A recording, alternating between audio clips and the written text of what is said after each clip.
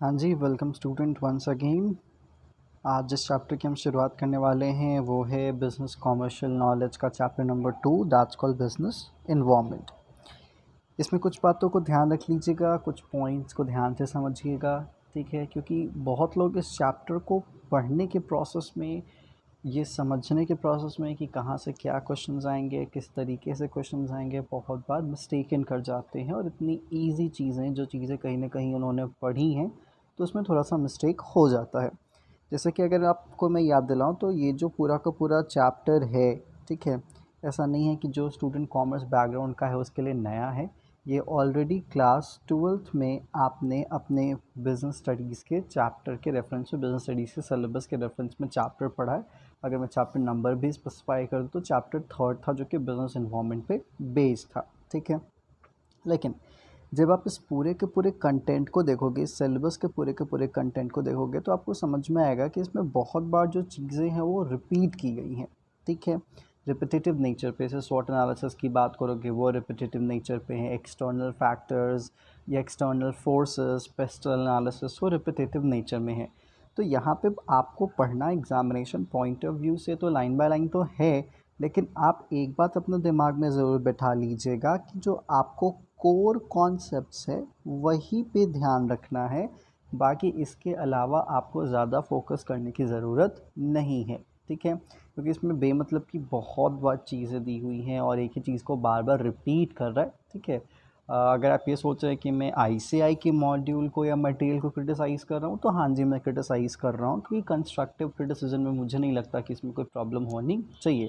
और जब आप इस सिलेबस को देखोगे और जब मैं आपको पढ़ाऊँगा आगे चलते चलते, तो आपको खुद से ही अंदाज़ा होगा कि एक चीज़ को पता नहीं बेमतलब बार बार यहाँ पर रिपीट कर रहे हैं। तो इसलिए कोर कॉन्सेप्ट्स पे आप ध्यान देंगे और इन्हीं कोर कॉन्सेप्ट से पिछले लास्ट जितने भी अटेम्प्ट्स हुए हैं सीए फाउंडेशन के, उससे क्वेश्चंस आए हैं, ठीक है।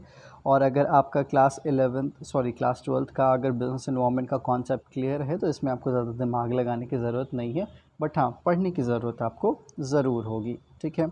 देखिए, पूरा का पूरा जो कंटेंट है वो किन किन चीज़ों पे बेस्ड है। तो सबसे पहले इंट्रोडक्शन के रेफरेंस में आपके सामने बिज़नेस इन्वायरमेंट क्या होता है ये बताया जाएगा।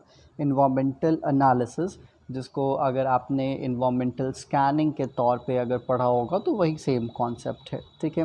बाकी इन्वायरमेंटल एनालिसिस में आपके सामने इंटरनल और एक्सटर्नल इन्वायरमेंट की बात होगी, पेस्टल एनालिसिस की बात होगी और स्ट्रैटेजिक रिस्पॉन्स की बात होगी, ठीक है। फिर एक्सटर्नल में आपके सामने माइक्रो होगा और मैक्रो होगा।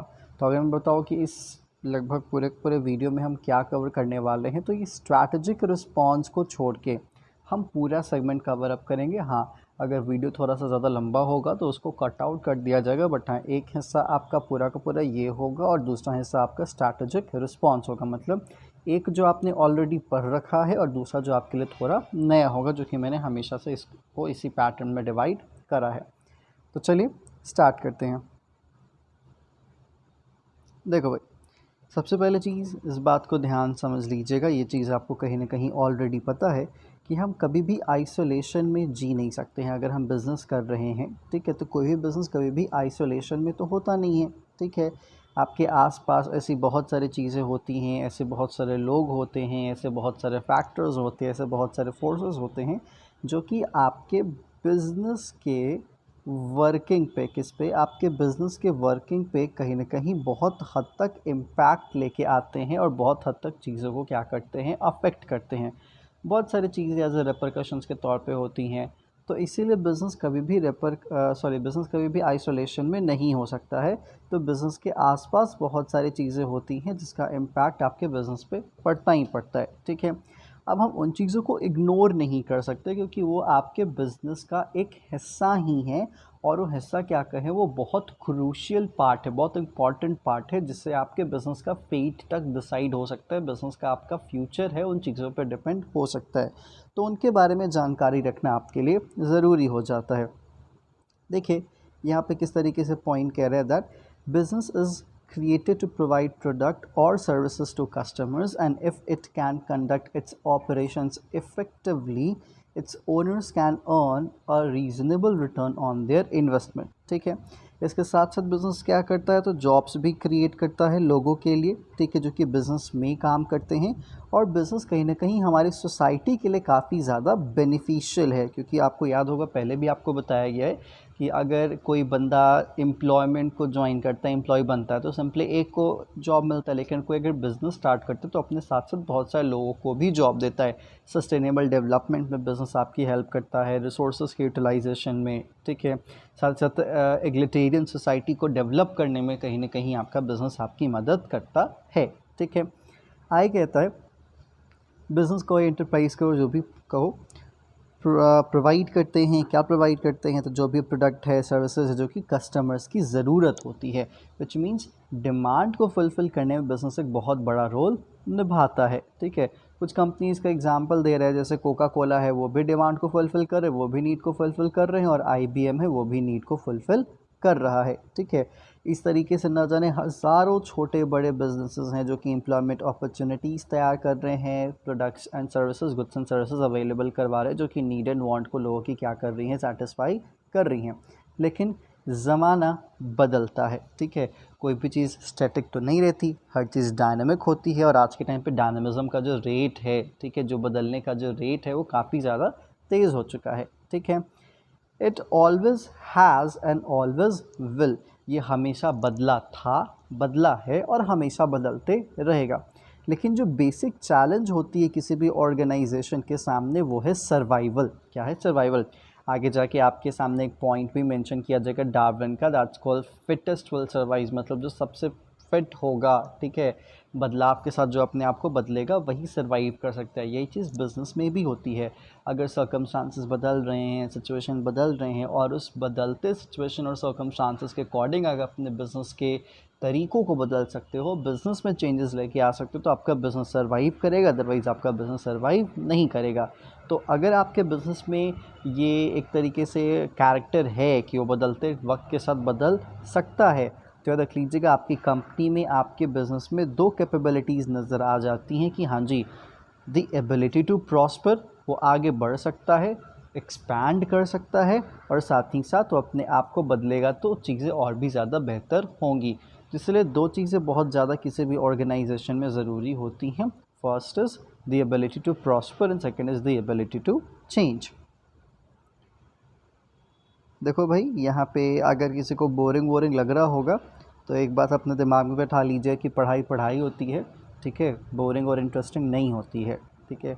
और बाकी यहाँ पे कोई स्क्रीन पे आपके सामने जोकर तो है नहीं जो नाच के आपको पढ़ाएगा। वैसे भी थोड़ा सा ऐसा सिस्टम चल गया है आजकल, लोग पढ़ाई को पढ़ाई नहीं बनने देते बहुत सारे टीचर्स, तो इसीलिए अगर थियरी है तो ऐसा रहेगा।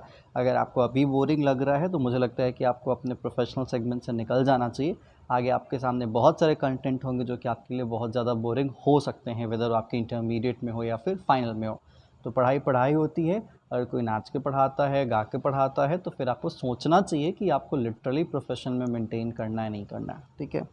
चलो भाई, बाकी डार्विन जी की बात हम समझ लेते हैं। डार्विन जी ने कहा है कि देखो भाई, जो फिटेस्ट होगा वही सर्वाइव करेगा, मतलब जो बदलते दौर के साथ बदलेगा और सर्वाइव करेगा, अदरवाइज जो नहीं बदलेगा वो सर्वाइव नहीं करेगा, ठीक है। बाकी इन सारे कंटेंट से आपका कोई लेना देना नहीं है, सिंपली एक बार रीड कर लीजिएगा, दैट्स इट। अब फाइनली हम पहुंच गए हैं बिज़नेस इन्वायरमेंट की तरफ कि बिज़नेस इन्वायरमेंट क्या है, ठीक है। देखो भाई, यहाँ पे कहते हैं कि बिज़नेस इन्वायरमेंट में वो सारे एक्सटर्नल फोर्सेस आते हैं। क्या आते हैं? बिज़नेस इन्वायरमेंट में वो सारे एक्सटर्नल फोर्सेस आते हैं, या फिर फैक्टर्स आते हैं, या फिर कंडीशंस आते हैं that exert some degree of impact on the business decisions, strategies and actions taken by the firm, जो कि मैंने आपको पहले बताया है। अगर मैं इसको अपने लैंग्वेज में डिफ़ाइन करूं तो आप ये कह सकते हो, business environment includes totality of all the external forces or factors or conditions which create impact on business, that's it। मतलब ऐसे एक्सटर्नल फोर्सेस, ऐसे एक्सटर्नल फैक्टर्स या फिर ऐसे एक्सटर्नल कंडीशंस जो कि बिज़नेस की वर्किंग को अफेक्ट करते हैं डायरेक्टली या इनडायरेक्टली, जो कि बिज़नेस के डिसीजन को अफेक्ट करते हैं, बिज़नेस के स्ट्रैटेजीज़ को अफेक्ट करते हैं। वो सारे फैक्टर्स, वो सारे फोर्सेस, वो सारे कंडीशंस किस में काउंट किए जाएंगे? तो बिज़नेस इन्वायरमेंट में काउंट किए जाएंगे, ठीक है। अब देखो यहाँ पे कहता है कि जो बिज़नेस का सक्सेस है वो आमतौर पर डिपेंड करता है बिज़नेस के इन्वायरमेंट में। ऑब्वियसली बात है, जितना इन्वायरमेंट कंड्यूसिव होगा, जितना इन्वायरमेंट में अपॉर्चुनिटी होगा, बिजनेसेस उतनी ही ज़्यादा एक्सपैंड करेंगी। ठीक है, तो क्या आप सिंपल सा अपने आप से सवाल पूछो ना कि भाई गूगल गूगल क्यों है, गूगल जैसा दूसरा क्यों नहीं हो पाया। ठीक है, अमेज़ोन अमेज़ोन है और अमेज़ोन जैसा दूसरा क्यों नहीं हो पाया। ठीक है, एप्पल एप्पल है और एप्पल जैसा दूसरा क्यों नहीं हो पाया, और माइक्रोसॉफ्ट माइक्रोसॉफ्ट है उसके जैसा दूसरा क्यों नहीं हो पाया। ये सवाल बहुत बार लोग पूछते हैं, लेकिन इस सवाल के जवाब पे जब कंट्री की बात आती है तो उस सवाल के जवाब को एड्रेस नहीं करते हैं। ये जितनी भी बड़ी बड़ी कंपनीज़ हैं ये यूएस से ही बिलोंग क्यों करती हैं, इसलिए बिलोंग करती हैं कि यूएस में इन बिज़नेस को आगे बढ़ाना in compare to other countries काफ़ी ज़्यादा आसान है, which means you can say that the market conditions or the business environment of United States of America is quite conducive in compared to other countries। ठीक है, तो उम्मीद है आपको ये चीज़ समझ में आया होगा। ठीक है, आगे कहता है सक्सेसफुल होने के लिए बिज़नेस को अपने इन्वामेंट को रिकॉग्नाइज करना ही काफ़ी नहीं होता। आपके इन्वामेंट में क्या चल रहा है क्या नहीं चल रहा, बस ये जानना ही ज़रूरी नहीं है सक्सेसफुल होने के लिए। उसको जानने के बाद उसके अकॉर्डिंग अडेप्ट होना, उसके इन्फ्लुएंस को मैनेज करना कि वो किस तरीके से आपको अफेक्ट करेगा, आपको नुकसान ना पहुँचे, आपको फ़ायदा पहुँचे, ये सबसे ज़्यादा ज़रूरी है बिज़नेस के सक्सेस के लिए। ठीक है, नेक्स्ट कहता है the business must continuously monitor and adapt itself to the environment if it is to survive and prosper। Common सी चीज़, हम इस चीज़ को बार बार पढ़ते आए हैं कि बिज़नेस को हमेशा अपने इन्वायरमेंट के फैक्टर्स, फोर्सेस या कंडीशंस को मॉनिटर रखना पड़ेगा, मॉनिटर करते रहना पड़ेगा ताकि वो सर्वाइव करे, ताकि वो प्रॉस्पर हो सके। ठीक है, ये है आपके बिज़नेस इन्वायरमेंट का बेसिक कॉन्सेप्ट है, इंट्रोडक्शन, जो कि आपको यहाँ पे बताया जा रहा है। ठीक है, नेक्स्ट चलते हैं बिज़नेस इन्वायरमेंट के कैरेक्टरिस्टिक्स पे। ठीक है, देखो जहाँ तक बिज़नेस इन्वायरमेंट के कैरेक्टरिस्टिक्स की बात आती है तो कुछ अगर कैरेक्टरिस्टिक्स मैं अपने दिमाग से जोड़ दूँ तो फिर परेशान मत होइएगा, बट जो यहाँ पे है उसको सबसे पहले फॉलो कर लेते हैं।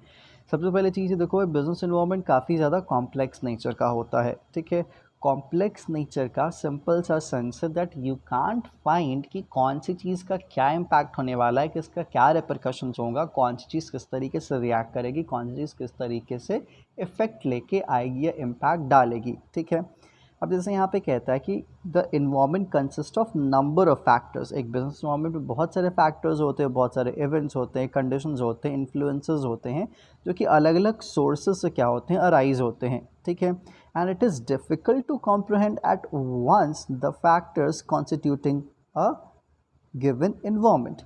All in all, environment is complex, that is somewhat easier to understand in parts but difficult to grasp in totality। ठीक है, जैसे अभी के तौर पे अगर मान लेते हैं 2021 के फेजेस की बात करते हैं, कोविड से अगर 2021 रिकवर कर रहा है या फिर से सेकेंड वेव या थर्ड वेव, जो भी बातें चल रही हैं। ठीक है, तो आप यहाँ पे देखोगे कि एक तो हेल्थ फैक्टर है ही है। ठीक है, आपको यहाँ पे अपना लीगल फैक्टर भी देखना होगा। अगर आप अपने इकोनॉमी को देखते हो तो हाल फिलहाल में समझ में आ रहा है, पता चल रहा है कि जो इंडियन इकोनॉमी का जो ग्रोथ रेट है वो स्टिल नेगेटिव में गया है, एम्प्लॉयमेंट की सिचुएशन और भी ज़्यादा बदतर होते जा रही है। ठीक है, तो यहाँ पे कोई एक फैक्टर नहीं काम कर रहा, बहुत सारे फैक्टर्स काम कर रहे हैं। लोग काफ़ी ज़्यादा कॉन्शियस हो गए हैं, लोगों के जो इन्वेस्टमेंट के जोन है वो थोड़े से कम हो गए हैं, लोग ज़्यादा पैसा बचाने पे जोर दे रहे हैं, इन्वेस्ट ज़्यादातर लोग नहीं करेंगे। ठीक है, तो यहाँ पे आपके सामने कोई एक फैक्टर काम नहीं कर रहा, बहुत सारे फैक्टर्स काम कर रहे हैं, और कौन से फैक्टर का आपके बिजनेस में क्या फ़र्क पड़ेगा ये भी कोई नहीं जानता है। तो इसीलिए कॉम्प्लेक्सिटी इसलिए आती है क्योंकि बहुत सारे फैक्टर्स एक साथ काम करते हैं, और अगर बहुत सारे फैक्टर्स एक साथ काम करेंगे तो बट ऑब्वियसली बात है कि वो कॉम्प्लेक्सिटी लेके आएगा ही आएगा। ठीक है, जैसे यहाँ पे आपके सामने कुछ एग्जांपल के तौर पे भी प्रेजेंट कर रहा है, जैसे mobile phone making, music system, computer, books absolute. ठीक है, मतलब मोबाइल फ़ोन के आने के कारण जो आपका कंप्यूटर है या फिर जो किताब का जो सिस्टम है वो सब पुराना हो गया है। ठीक है, कोल्ड वॉर अमॉन्ग्स कंट्रीज़ और changing international tax laws are the complex to understand the respond to for business. Example PUBG ban in India. तो देख लो भाई, कोई किसी को पता था कि पबजी बैन हो जाएगा भाई, चाइनीज़ वायरस इस तरीके से, खैर बोलना तो नहीं चाहिए अगर हम एक सोशल मीडिया के प्लेटफॉर्म पे जा रहे हैं तो, बट हाँ अब जो चीज़ें हैं ऑलरेडी पब्लिक डोमेन में, उससे चीज़ों को क्या इग्नोर करना। तो उसके कारण भाई चाइनीज़ सेंटिमेंट इतना अगेंस्ट हो कि भाई जी पबजी बैन हो गई, ठीक है।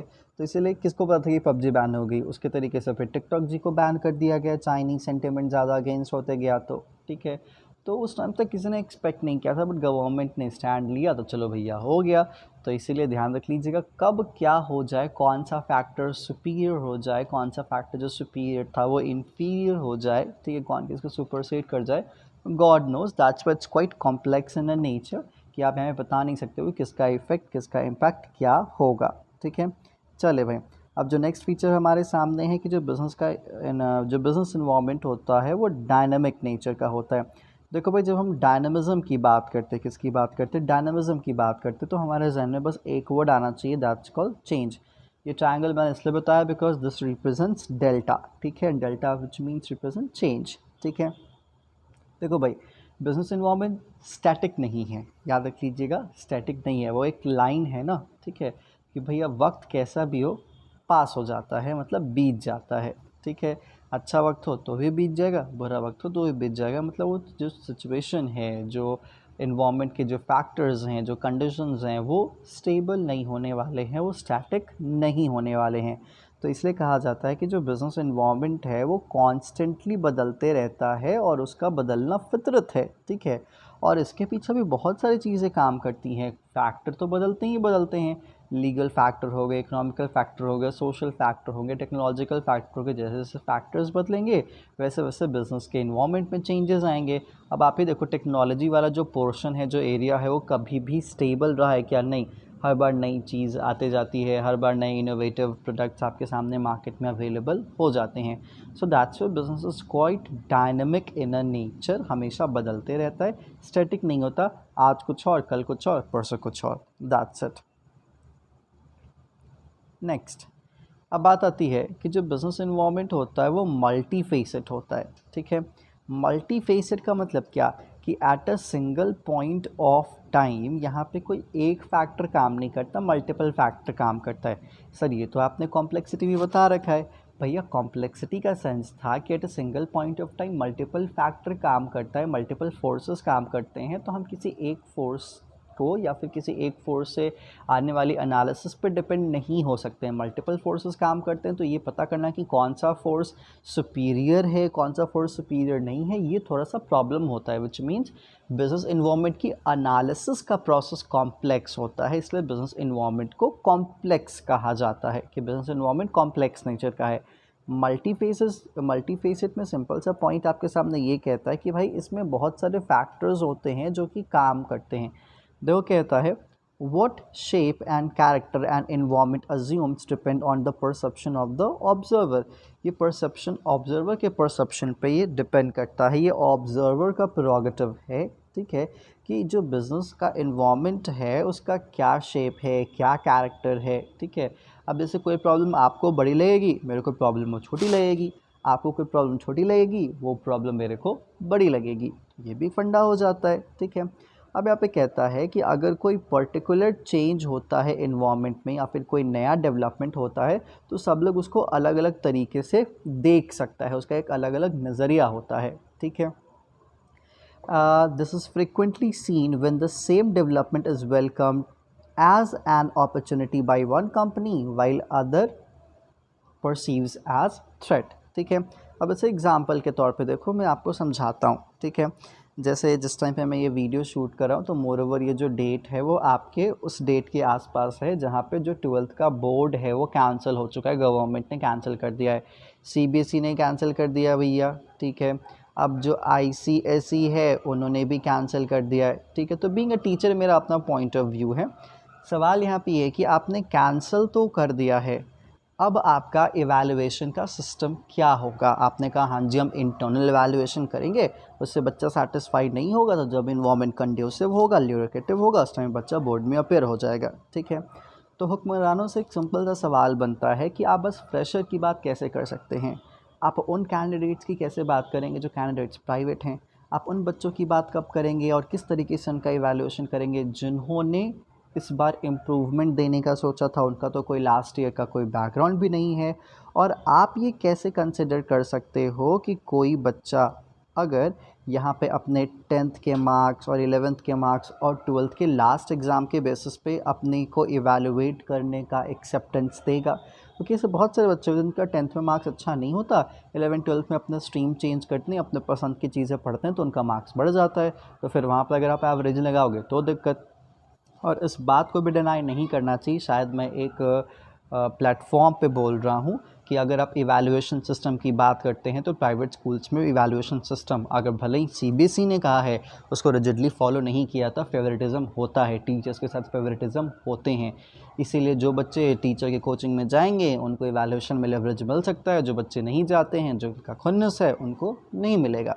तो यहाँ पे समझाना मैं ये चाहता हूँ कि ऐसे बहुत सारे टीचर्स हैं जिन्होंने इस कैंसलेशन को वेलकम करा है, लेकिन बीइंग अ टीचर मैं इस कैंसलेशन को वेलकम नहीं करता, मैं इसको अपोज करता हूँ, क्योंकि क्लास 12 का मार्क्स बहुत ज़्यादा मैटर करता है और सेल्फ स्टीम पे ये चीज़ लगता है। आप देखिए उस फेज़ की बात जब इंडिया में सीसी पैटर्न था, जब कपिल सिब्बल जी ने सीसी पैटर्न लाया था, ठीक है। इस सीसी पैटर्न में से जीपीए पे मार्क्स दिए गए। अब 10th जीपीए गधे बच्चों को भी आया। अगर कोई इस बात से डिनाई करता है तो वही बात है कि भाई वो शुतुरमुर्ग के तरीके से, वो ऑस्ट्रिच के तरीके से रेत में अपना सर डुबा रहा है, ठीक है।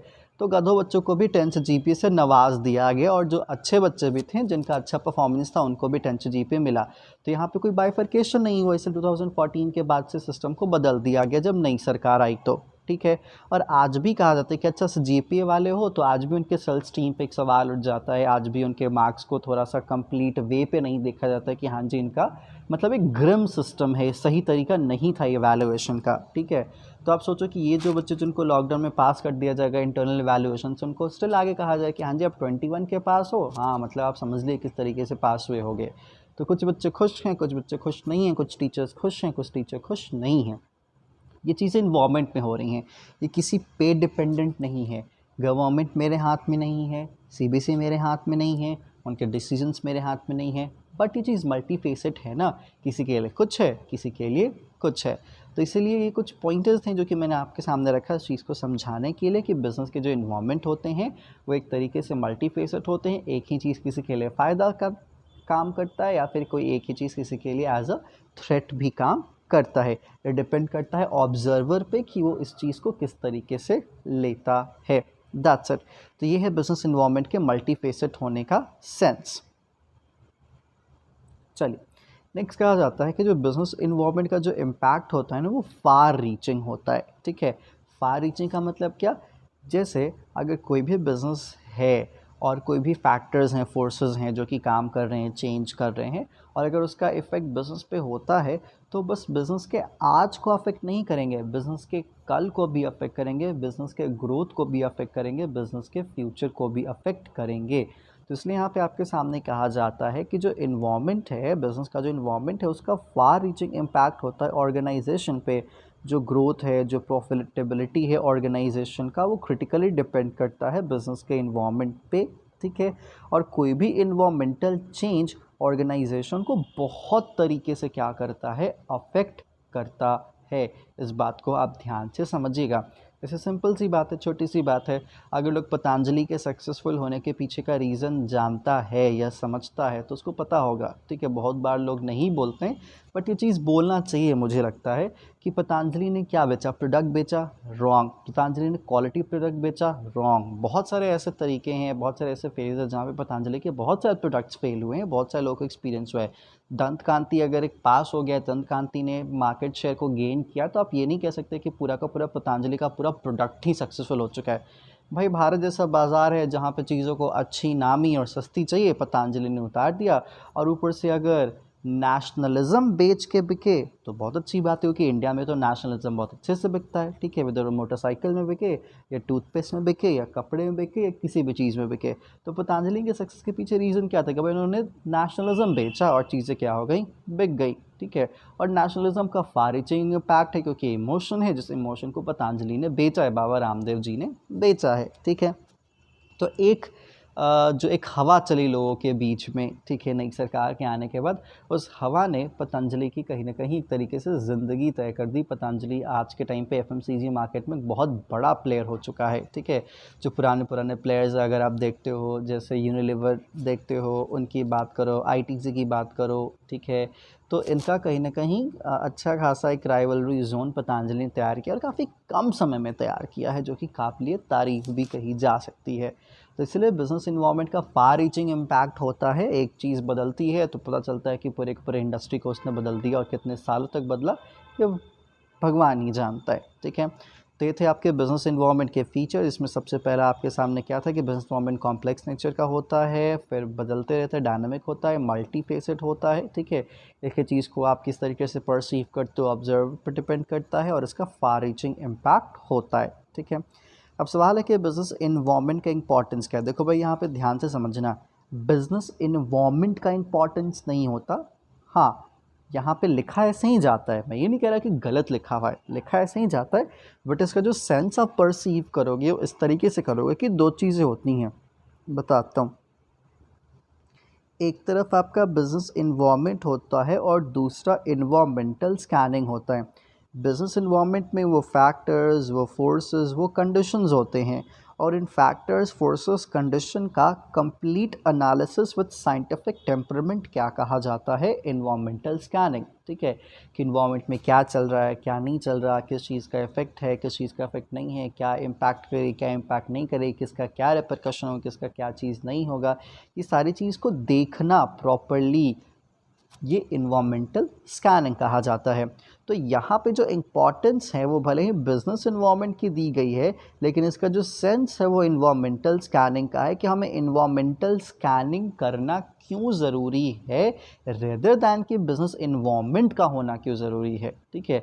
आप तो नहीं कह सकते ना, अगर आपसे कोई कहे कि हाँ जी हवा, पानी, मिट्टी, बादल, सूरज, चांद, इनका ज़रूरी हो क्यों है, नहीं, इनका जो इम्पैक्ट है ये ज़्यादा मैटर करता है, ठीक है। अब आप कहोगे कि सर ये होंगे तभी ना होगा, तो भाई ये तो होंगे ही, आप इसको डिनाई नहीं कर सकते हो, लेकिन आप इसको किस तरीके से यूज़ करोगे ये मेन चैलेंज होता है, ये मेन सेंस होता है।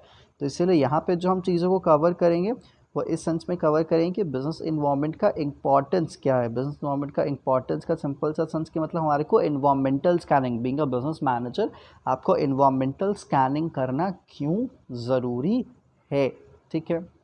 देखो भैया, कहता है एक क्लोज और कंटिन्यूस इंटरेक्शन होते रहता है बिजनेस और उसके इन्वायरमेंट के बीच में, हमेशा तालमेल बना रहता है। भाई इन्वायरमेंट से तो बिजनेस निकल ही नहीं सकती ना, ठीक है। इन्वायरमेंट है उसका घर है, ठीक है। और ये जो इंटरेक्शन है वो बिज़नेस को बहुत बार मजबूती देते हैं, तो बहुत बार बिज़नेस को कमज़ोर भी कर जाते हैं। ये बिज़नेस को अपने रिसोर्सेज को इस्तेमाल करने में इफ़ेक्टिव तरीका लाने में मदद करते हैं, एफिशिएंट तरीका लाने में भी मदद करते हैं। तो इसलिए यहाँ पे कहता है कि बिज़नेस को इन्वायरमेंटल स्कैनिंग या बिज़नेस इन्वायरमेंट का होना कुछ इस तरीके से क्या करता है, फ़ायदा पहुँचाता है, या फिर इस तरीके से उनका इम्पॉर्टेंस है या मदद करता है, ठीक है। सबसे पहले चीज़, डिटरमाइनिंग अपॉर्चुनिटीज़ एंड थ्रेट, ठीक है। देखो भाई, अगर आप बात करते हो इंटरनेट आने से, इंटरनेट के आने से कुछ लोगों को फ़ायदा हो गया, कुछ लोगों को क्या हो गया, नुकसान हो गया, ठीक है। तो इसीलिए यहाँ पे अगर कोई भी मैनेजर बिजनेस का इन्वामेंटल स्कैनिंग करता है, क्या करता है, इन्वामेंटल स्कैनिंग करता है, इन्वामेंट के बदलते हुए हालातों पे एक कड़ी नज़र रखता है, तो उस केस में आप ये ज़रूर कंसिडर कर सकते हो कि उसको अपॉर्चुनिटी का भी पता चलेगा, फ़ायदे का भी पता चलेगा, उसको थ्रेट का भी पता चलेगा। अपॉर्चुनिटी का पता चलेगा तो उस अपॉर्चुनिटी को ग्रैब करके एक्सप्लॉइट करने की कोशिश करेगा, और अगर थ्रेट का पता चलता है तो उससे वो अपने आप को बचाने की भी कोशिश करता है, ठीक है। तो इसीलिए बिज़नेस और इन्वायरमेंट के बीच में जो भी इंटरेक्शंस होते हैं वो इंटरेक्शंस अपॉर्चुनिटीज़ लेके आते हैं और थ्रेट्स लेके आते। कहते हैं ना, वे समुद्र मंथन हुआ तो उसमें से अमृत भी निकला और जहर भी निकला। तो ठीक उसी तरीके से इन्वायरमेंट है, बिज़नेस है, इंटरेक्शन होगा ही होगा, और इस इंटरेक्शन से कुछ फ़ायदे भी होंगे तो कुछ कहीं ना कहीं नुकसान भी होंगे, ठीक है। बस फ़र्क ये होगा कि उस फ़ायदे को आपको यूज़ करना होगा और नुकसान से आपको अपने आप को बचाना होगा। सिंपल सी चीज़, ये पॉइंट आपके सामने कह रहा है। Next, giving direction for growth आपके बिज़नेस किस डायरेक्शन में जाएगी, किस डायरेक्शन में नहीं जाएगी, ये तय आपका बिज़नेस इन्वायरमेंट ही करेगा, या फिर इन्वायरमेंटल स्कैनिंग से जो रिज़ल्ट मिला है वही तय करेगा। ठीक है, ऐसे सपोज दैट आज के टाइम पे अगर मान लेते हैं किसी ऑर्गेनाइजेशन का कोई फिनेंशियल कुशन उतना स्ट्रांग नहीं है, कोई फिनेंशियल बैकअप एज सच नहीं है, फर्स्ट लॉकडाउन को तो सर्वाइव कर गया, दूसरे लॉकडाउन को अगर वो सर्वाइव नहीं करता है तो ऑब्वियसली बात है वो आगे नहीं चलेगा। ठीक है, तो इसलिए कहा जाता है कि जो बिज़नेस इन्वायरमेंट होता है वो ऑर्गेनाइजेशन के ग्रोथ को भी क्या करता है, अफेक्ट करता है, ग्रोथ के डायरेक्शन को तय करता है कि वो किस तरीके से आगे बढ़ेगा। तो कहता है the interaction with the environment enables the business to identify the areas of growth and expansion of their activities. Once जब कंपनी को पता चल जाता है कि भाई चेंज होगा उसके आसपास, तो वो प्लान करता है, स्ट्रेटजाइज करता है कि उसे वो कैसे लड़े और सक्सेसफुल बिजनेस के तौर पे कैसे उभर के आए। तो इसीलिए बिजनेस इन्वायरमेंट या इन्वायरमेंटल स्कैनिंग से मिले हुए रिजल्ट से कहीं ना कहीं आपकी ग्रोथ का भी फ्यूचर तय होता है। ठीक है, नेक्स्ट, ये कंटिन्यूस लर्निंग का भी काम करता है। ठीक है, अब देखो भाई समझते हैं, अगर बिज़नेस इन्वायरमेंट को अगर आप ध्यान से देखोगे, उस पर अगर आप अपनी नज़र बनाए रखोगे, तो ये कंटिन्यूस आपके जो एक्सपीरियंसेस हैं उसमें ये ऐड ऑन करेगा और आगे जाके आप अच्छे से डिसीजंस ले सकते हो। इसलिए यहाँ पे कहता है the managers are motivated to continuously update their knowledge, understanding and skills to meet the predicted changes in the realm of the business। ठीक है, तो देखो सिंपल सी चीज़ है कि अगर बिज़नेस इन्वायरमेंट का आप नज़र बनाए रखोगे तो आपका एक्सपीरियंस बढ़ेगा, तो रेगुलर बेसिस पे आप चीज़ों को समझ पाओगे और फ्यूचर में किस तरीके से काम करना है वो आप फिक्सअप कर पाओगे। ठीक है, next, business environment image building में भी काफ़ी ज़्यादा मदद करता है।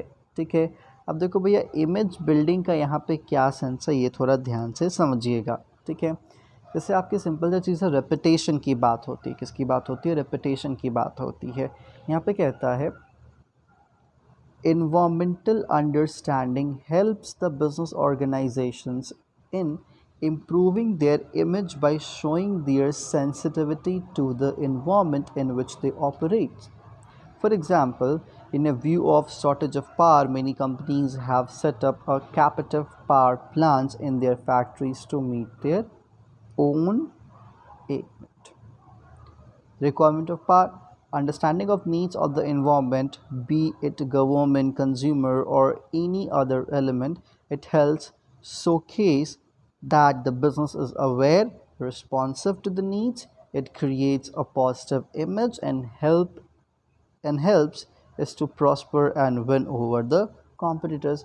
कॉमन सी चीज़ है भैया, मान लेते हैं आपके गली में एक दुकान है, खूब चलता है, क्या है, आपके गली में दुकान है और वो खूब चलता है, सपोज दैट। ठीक है, अब आपके गली में एंट्री करने के टाइम पे, आपकी कॉलोनी में एंट्री करने के टाइम पे एक बड़ा सा गड्ढा है, मतलब जो डिपार्टमेंट वाले थे उन्होंने उस मैनहोल को सही किया लेकिन उस गड्ढे को बढ़ा नहीं। ठीक है, अब यहाँ पे जिस दुकानदार की खूब धंधा पानी चलती है, वो दुकानदार क्या किया, वो दुकानदार ने सोचा कि भाई इस गड्ढे को भर देते हैं। चलो भैया उसने क्या कर दिया, उस गड्ढे को भर दिया।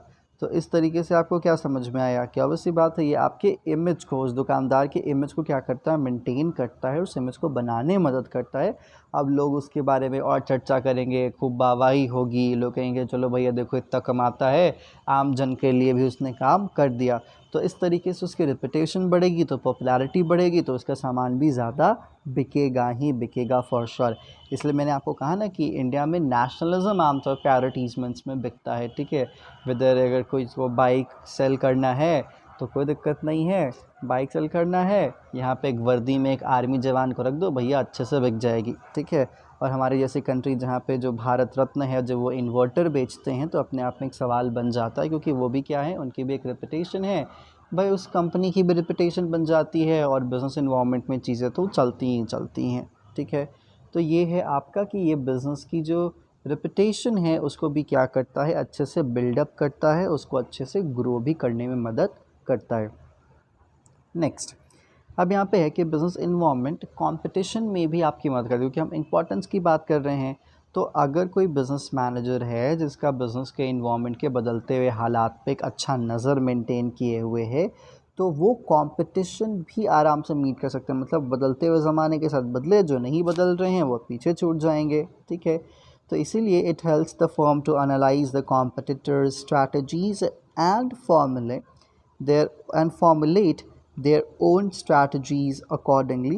As discussed in above points, the idea of any business is to flourish and beat competition for its products and service. क्योंकि आप मोनोपोली में तो हो नहीं, मोनोपोली तो बस सरकार के पास होती है, ठीक है। तो इसीलिए कहीं ना कहीं अगर आप इन्वामेंटल स्कैनिंग तरीके से करोगे, बिजनेस इन्वायरमेंट की बड़ी बारीक खबर आपको होगी, तो बदलते हुए साथ के साथ आप भी बदल जाओगे। अगर आप भी बदल जाओगे तो आप आराम से सोसाइटी के साथ आगे बढ़ जाओगे। नहीं बदलोगे, नहीं नॉलेज रखोगे, धंधा पानी वहीं पे रह जाएगा, आप भी वहीं पे रह जाओगे, ठीक है। हो सकता है मे बी दैट्स इट, ठीक है। तो ये था आपका बेसिक अप्रोच, जिस अप्रोच को आपको यहाँ पे समझने की ज़रूरत थी, ठीक है। अब देखते हैं कि relationship between organisation and its environment. देखो भाई, फिर से वही बात होगी, मैंने कहा था ना, अभी आपने इंपॉर्टेंस पढ़ा दिया, अभी आपने इंट्रोडक्शन पढ़ा दिया, अब आप कहते हो चलो फिर से रिश्ता पढ़ लेते हैं। किसके बीच में रिश्ता पढ़ लेते हैं? तो ऑर्गेनाइजेशन और एनवायरनमेंट के बीच में।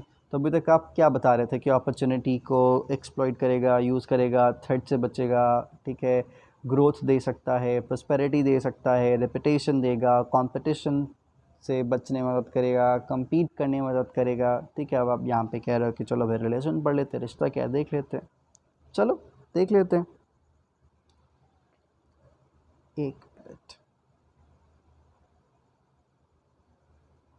हाँ जी, देखो, कहते हैं in relation to individual corporate enterprise and external environment offers a range of opportunities, ठीक है, limitations, threats and pressures and thereby influences their structure and functioning of the enterprise। वही बात है, अभी तक तो हम अरबी पढ़ नहीं रहे थे, ठीक है, अभी तक तो हम इंग्लिश ही पढ़ रहे थे, और वही चीज़ यहाँ पे देखो रिपीट कर रहा है, ठीक है।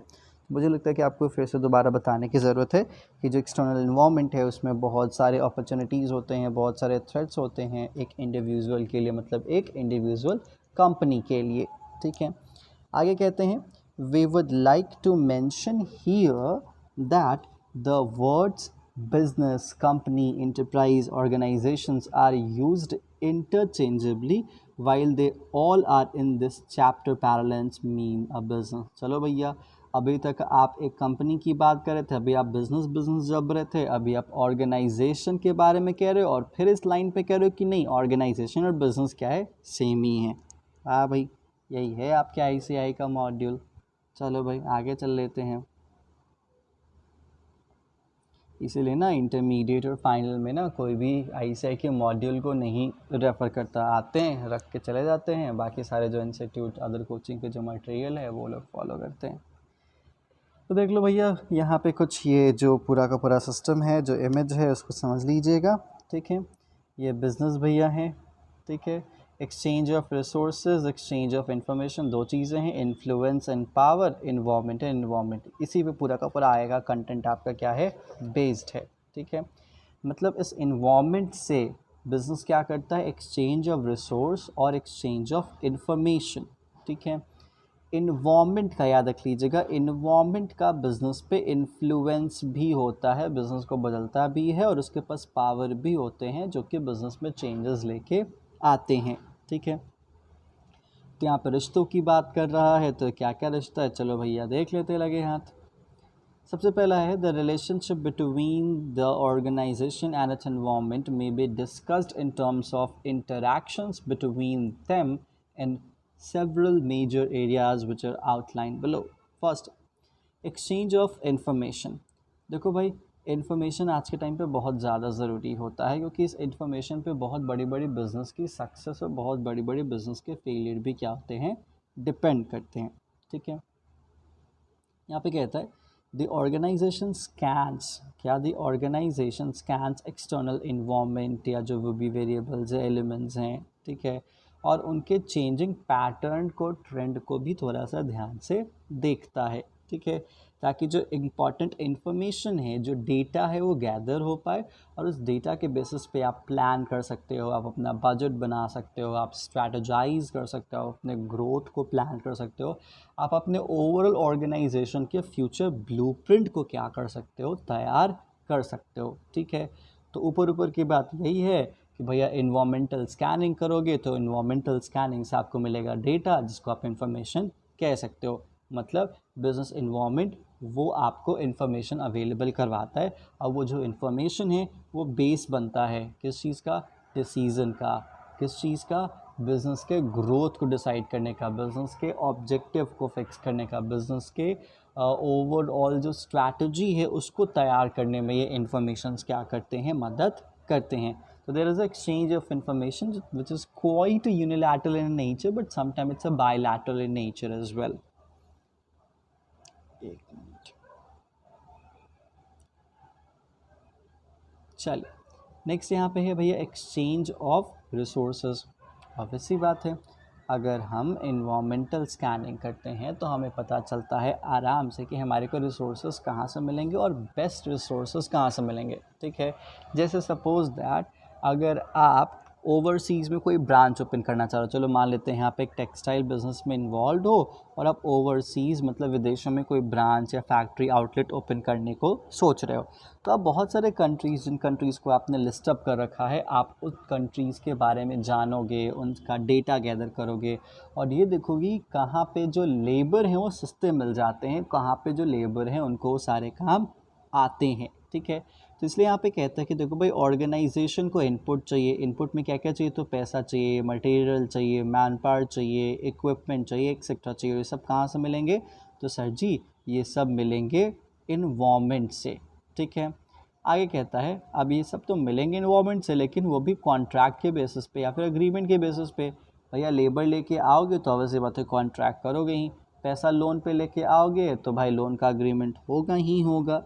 ठीक है, The resources are often categorized as 5 M's। जो ओवरऑल रिसोर्सेज हैं उनको 5 M में कैटेगराइज किया गया है। First is man, second money, third is method, fourth is machine and then material. ठीक है, ध्यान से सुनिएगा, मैन का मतलब लेबर की बात होगी, मनी का मतलब आप समझते हैं, मेथड का मतलब क्या, काम करने का तरीका क्या होगा। ठीक है, मशीन ऑलरेडी आपको पता है, एंड देन मटेरियल, मटेरियल में रॉ मटेरियल्स की यहाँ पे बात हो रही है कि कौन सा मटेरियल का आप इस्तेमाल करोगे सामान को बनाने के लिए। अगर आप किसी फैक्ट्री में जा रहे हो तो ये सारी चीज़ें आपके नॉलेज में होनी चाहिए ही चाहिए। आगे कहता है जो ऑर्गेनाइजेशन है वो रेगुलर बेसिस पे इंटरैक्ट करता है इन फैक्टर मार्केट से। फैक्टर मार्केट का मतलब क्या, ऐसा बाजार जहाँ पे फैक्टर्स ऑफ प्रोडक्शंस की अवेलेबिलिटी होती है। ठीक है, it compete sometimes and collaborate sometimes. कभी कभी ये जो कॉम्पिटिटर्स होते हैं जो एक तरीके से यहाँ पे क्या कहूँ, मोर ओवर आप मान लीजिए जो भी है, जो भी डील करते हैं। ठीक है, तो उस डील में दो पार्टीज तो फॉर श्योर होंगी, या तो एक पार्टी जीतेगा या तो एक पार्टी आपके सामने हारेगा। ठीक है, the organisation is dependent on the external environment. क्या है, जो ऑर्गेनाइजेशन है वो डिपेंडेंट है एक्सटर्नल इन्वायरमेंट में for disposal of output of products and services to wide range of clientele. This is also an interaction process।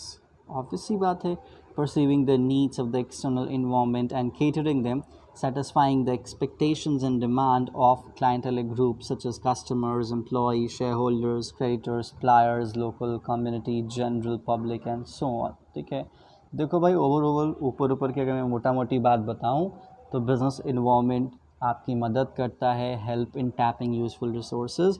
Weather वो labour हो, जहाँ पे सस्ता है वहाँ पे जाओगे, जहाँ पे कम काम में करने को तैयार है, कम दाम में काम करने को तैयार है वहाँ पे जाओगे, कहाँ पे वो काम अच्छा भी करने को तैयार है। ठीक है, this is what we call exchange of resources. ठीक है, नेक्स्ट बात आती है exchange of influence and power. ठीक है, देखो भाई जहाँ तक exchange of influence and power की यहाँ पे बात आ जाती है, एक मिनट,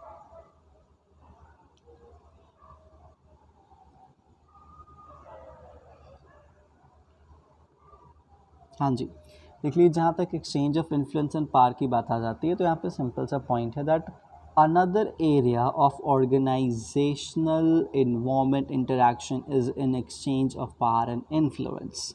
ठीक है, external environment holds the considerable power over the organization both by the virtue of it being more inclusive as also by virtue of its command over resources। ठीक है, information and other inputs. It offers a range of opportunities, incentives, and rewards on the one hand, and set of constraints, threats, and restrictions on the other. In both ways, organization is conditioned and constrained.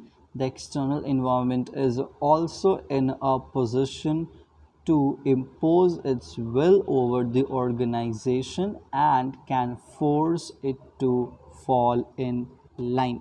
देखो भाई, ऊपर ऊपर मोटा मोटी बात क्या हो जाती है, तो बात सिंपल सी हो जाती है कि बिज़नेस इन्वायरमेंट का बिज़नेस पे इन्फ्लुएंस होता है. इन्फ्लुएंस का मतलब क्या कि उसको बदल सकता है. ऑब्वियसली बात है सर, बदल सकता है, क्या बदलता ही है, अभी तक तो हम यही पढ़ते आए हैं.